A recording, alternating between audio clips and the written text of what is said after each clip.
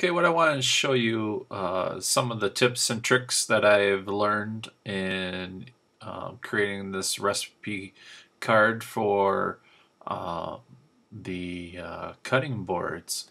So let's go ahead and get to work. What I do is I go over and grab the marquee tool, and I'm just going to go ahead and marquee around what I need. And I feel pretty good about that. So I hit Command X and Command V to paste as a new layer. And I'm just go ahead and take and close that out, and then create another layer which is going to be down below, and go ahead and get the default colors, and I want white, and G for the paint bucket. And then I'm going to make the background white, so you can see there.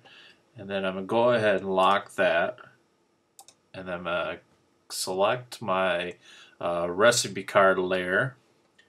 I'm going to go ahead and rotate that.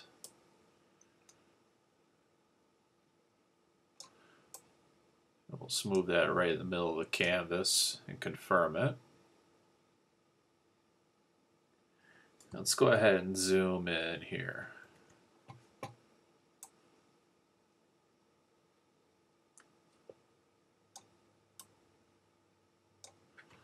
Okay, and actually we'll go ahead and copy that.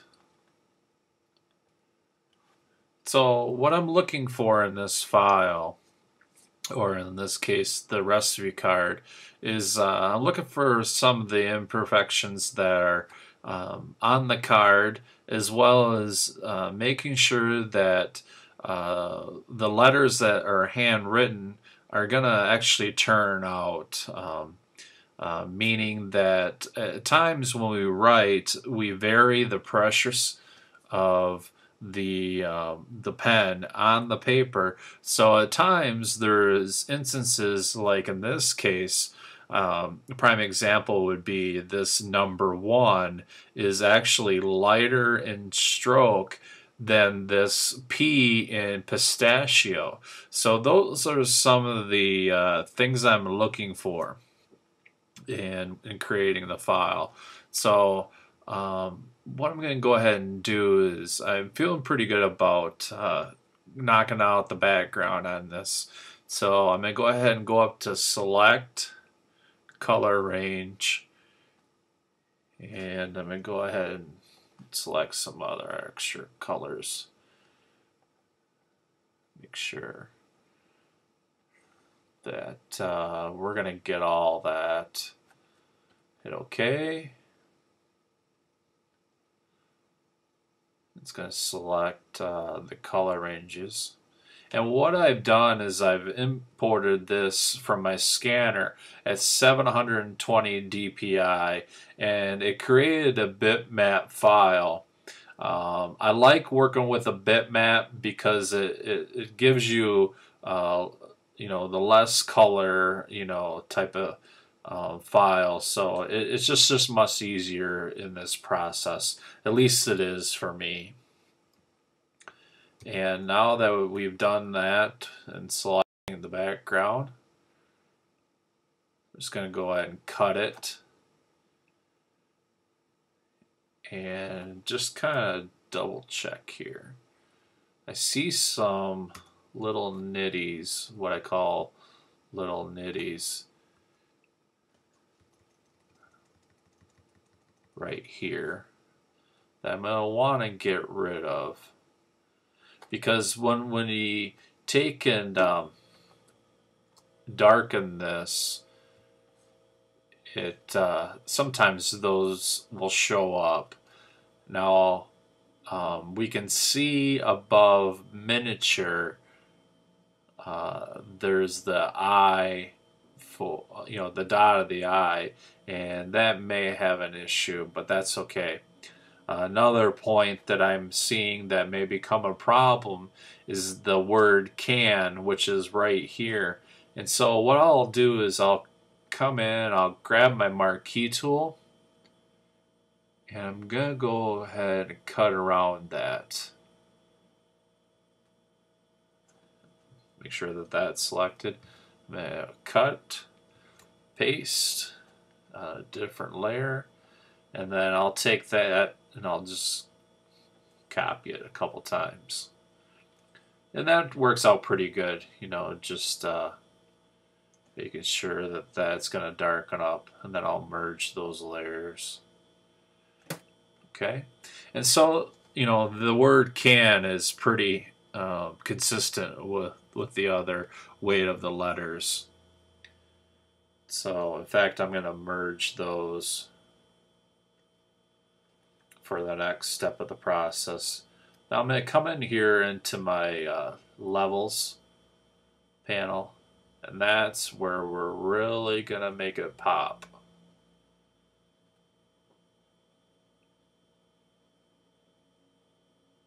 And this is coming out really nice.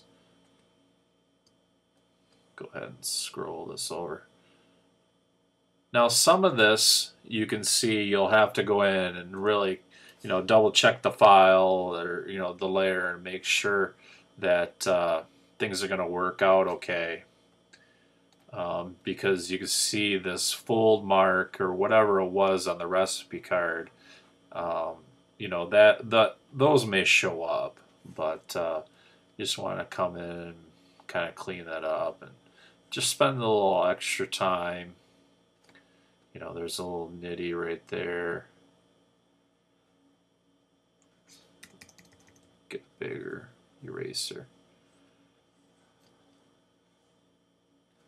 And in some cases, I may leave these lines there, more so as a reference in case I want to put another line in to burn.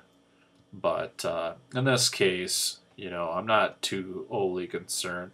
I'm just trying to do a little courtesy for myself, you know, in case these lines show up in my laser engrave program.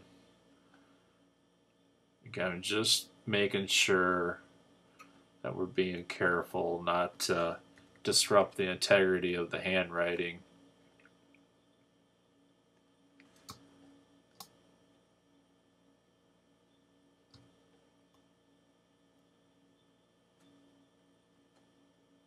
And you can really, you know, go crazy in some instances of this cleanup. But for my purpose, I'm feeling pretty comfortable that what I'm doing here is going to work. And it's going to show up really nice on a cutting board. And the cutting board, I mean, it makes a great gift. It's pretty heartfelt. It's pretty memorable, and you know, you just can't go wrong with a personalized gift.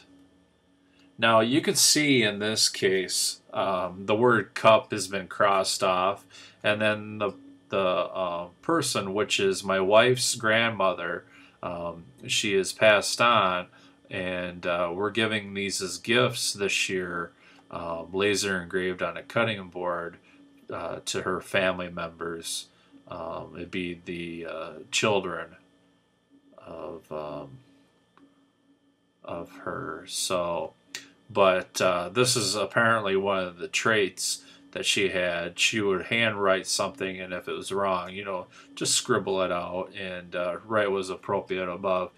And you know, you could take and cut that out, but then again, you're messing with the integrity of the file, or, you know, but it's up to your own personal preference. I'm going to leave it in because everybody knows that was a trait of my wife's dear grandmother. And so there you have it. This is pretty well complete, and I hope that gives you a little insight. You may come in and, you know, add some decorations or some embellishments or that type of thing on here before you laser engrave. But that's pretty much the wrap up of how to use Photoshop to build a handwritten gift for your laser machine. So my name is Nicholas Gomez, and you can follow my digital die cut files or anything that I may be doing on my personal blog at nicholasgomez.com. And I hope you have a great day and have a good holiday. Thank you.